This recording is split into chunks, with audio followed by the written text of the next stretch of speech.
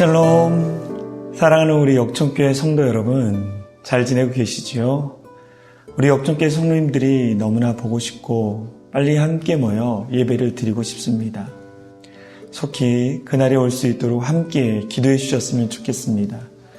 더불어 이 기간 동안 말씀과 기도에 전념하여 하나님께 더 깊이 나아가 삶의 간증이 넘쳐나기를 간절히 소망합니다. 그래서 우리가 다시 우리 역촌교회에서 만날 때 신앙의 간증 파티를 열었으면 좋겠습니다. 기대하며 그때까지 건강 조심하시길 바랍니다.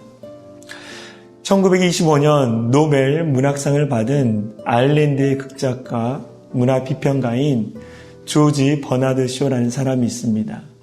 이 사람은 우리에게는 두 가지 비극이 있다고 말합니다. 하나는 소원대로 이루어지지 않는 것이고, 다른 하나는 일이 이루어지고 난 후에 찾아오는 절망감이다라고 말을 했습니다. 이와 같이 인생은 잘 되어도 못 되어도 비극이다라고 말을 했습니다. 이는 인간이 죄로 인하여 고난의 굴레를 짊어지며 살도록 운명지어져 있기 때문입니다. 그러나 예수 그리스도를 믿는 우리들은 예수 그리스도의 십자가 은혜로 말미암아 고난 속에서도 탄식하거나 좌절하지 않고 오히려 기뻐하며 감사하며 살아갈 수 있습니다. 그렇다면 인생의 고난 가운데에 우리는 어떻게 살아가야 할까요? 첫 번째, 살아 역사하시는 성령님을 의지하며 기도하며 살아가야 합니다. 우리의 삶에 살아 역사하시는 성령님을 의지하며 성령님께 기도하며 살아가야 합니다. 하나님께서는 우리를 고와 같이 버려두지 아니하시고 보혜사 성령님을 보내주셨습니다. 보혜사라는 단어는 헬라어로 파라클레토스이며 이는 돕기 위해 항상 우리 곁에 계시는 분이라는 뜻입니다. 우리가 너무나 갑작스러운 일을 당하거나 어려운 일에 부딪히면 기도가 안 나오는 경우가 있습니다. 그럴 때 성령께서 우리의 형편과 처지에 따라 우리를 대신해서 기도해 주시고 위로해 주십니다. 로마서 8장 26절에 이런 말씀이 있어요. 이와 같이 성령도 우리의 연약함을 도우시나니 우리는 마땅히 기도할 바를 알지 못하나 오직 성령이 말할 수 없는 탄식으로 우리를 위하여 친히 간구하시느니라. 성령 하나님은 우리를 위해서 중보 기도해 주고 계십니다. 그 성령님을 의지하며 기도하며 살아가는 저와 여러분들이 되어지기를 소망합니다. 인생에 고난이 닥쳐왔을 때에 또한 살아계신 하나님의 말씀 위에 굳게 서야 합니다. 살아계신 하나님의 말씀 위에 굳게 서 있어야 합니다. 우리의 인생 가운데 고난이 닥칠 때에는 환경이라 사람을 보지 말고 오직 우리의 반석이신 하나님만 바라보아야 합니다. 베드로가 예수님만 바라보고 말씀을 의지했을 때는 무리를 걸을 수 있었습니다. 그러나 잠깐의 바람과 풍랑이 불어닥치자 물속에 빠지고 말았어요. 하나님을 바라본 것이 아니라 자신에게 주어진 현실의 바람과 풍랑을 바라보았기 때문입니다. 이와 같이 우리는 어떠한 상황에서도 주님만을 바라봐야 한답니다. 요한복음 10장 27에서 28절 말씀에 이런 말씀이 있어요. 내 양은 내 음성을 들으며 나는 그들을 알며 그들은 나를 따르느니라. 내가 그들에게 영생을 주노니 영원히 멸망하지 아니할 것이요 또 그들을 내 손에서 빼앗을 자가 없느니라. 우리는 하나님의 음성을 들어야 합니다. 하나님의 말씀을 바라보아야 되는 거예요.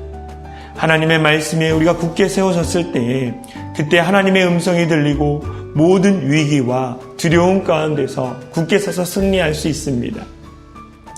인생의 고난이 닥쳐왔을 때에 우리는 주 안에서 늘 기뻐하며 감사하며 살아야 합니다. 주 안에서 늘 기뻐하며 감사하며 살아야 합니다. 로마서 8장 18절에 이런 말씀이 있어요. 현재의 고난은 장차 우리에게 나타날 영광과 비교할 수 없도다. 어느 날 아내가 자수를 하는 모습을 바라보았습니다.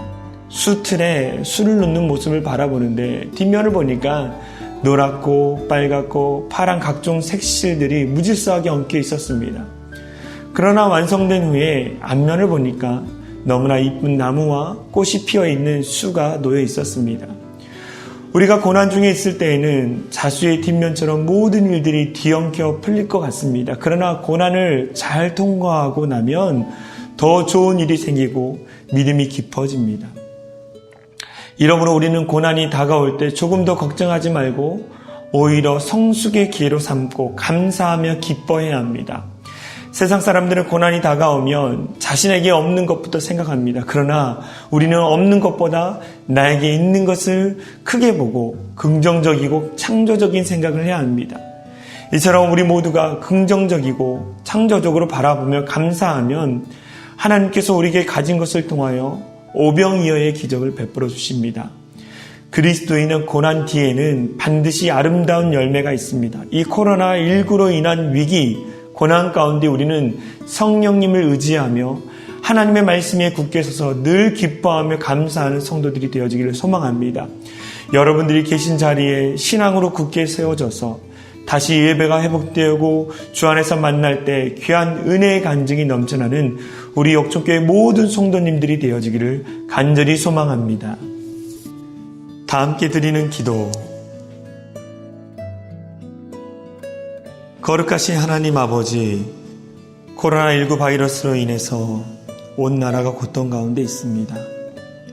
먼저 우리들의 거짓과 우상 숭배와 교만이 문제임을 고백합니다. 끊임없는 다툼과 이단과 음란과 탐욕의 제약을 회개합니다. 예배를 드리지만 마당만 밟았던 모습이나 예물을 드리지만 하나님을 진심으로 예배하지 못하고 형식적인 모습을 회개합니다. 우리 안에 만연된 이기주의와 세속주의를 회개합니다. 하나님의 은혜는 사모하면서 감당해야 하는 책임과 의무는 소홀하고 하나님의 이름을 부르면서도 정작 십자가의 길을 외면했던 외식과 무감증의 신앙을 회개합니다. 은혜의 하나님, 우리가 그리스도인이라는 이름으로 교만했음을 고백합니다. 기도해야 될 때 기도하지 않은 죄를 범하지 않게 하시고 부르짖고 집중하고 포기하지 않게 하시옵소서. 강청하는 기도를 통해서 하나님의 음성과 마음을 듣게 하시고 코로나19 바이러스를 통해서 이 나라와 이 민족과 교회에 주시는 하나님의 경고와 사랑을 깨닫게 하시옵소서. 소망의 하나님, 우리의 기도를 들어주시는 주님으로 인해서 희망을 갖게 하소서. 이 나라 이 민족 전 세계에 찾아온 코로나19 바이러스로 인해서 두려움과 불안과 염려가 있습니다. 그러나 우리에게는 문제를 해결하실 예수님이 계심을 고백합니다. 코로나19 바이러스가 더 이상 확산되지 않게 하시고 백신과 치료제가 빨리 개발되게 하시고 감염자들을 치료해 주시며 과도한 두려움이나 불안, 분노와 원망으로 우리의 마음을 빼앗기지 말게 하여 주시옵소서. 수고하고 애쓰시는 의료진들과 방역당국과 관계자들을 지켜주시고 힘주시고 은혜를 베풀어 주시옵소서. 나라의 지도자들이 더 겸손하고 지혜롭고 한 마음이 되어서 이 어려움을 헤쳐나가게 하시고 이 상황으로 인해서 경제적인 어려움에 있는 많은 분들에게 소망과 위로와 하늘의 문을 열어 주시옵소서.